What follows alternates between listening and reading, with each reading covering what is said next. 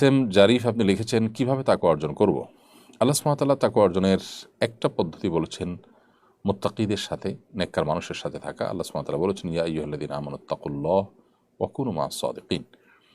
কোন উলামা ইকরাম বলেছেন এখানে আল্লাহ তাআলা এই আয়াতের প্রথম অংশ বলেছেন হে ঈমানদারগণ তোমরা তাকওয়া অবলম্বন করো, পরের অংশ বলেছেন এবং নেককারদের ভালো মানুষদের সঙ্গে থাকো। তার মানে ভালো মানুষদের সঙ্গে অবলম্বন করা, তাদের সান্নিধ্য অর্জন করা, এটি তাকওয়া অর্জন করার একটি উপায়। যদিও অনেকের ব্যাখ্যা মতে দুটি পৃথক পৃথক নির্দেশ।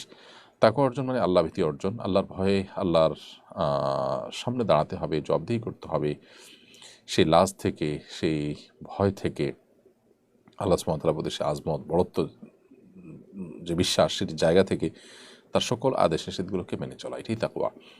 এটির জন্য মুত্তাকিদের সান্নিধ্য যেমন গুরুত্বপূর্ণ, তেমনিভাবে কোরআন অধ্যয়ন, কোরআন পাঠ, আল্লাহর নিদর্শনগুলো অবলোকন এবং সেগুলো ধারণ, এটা খুব বেশি গুরুত্ব।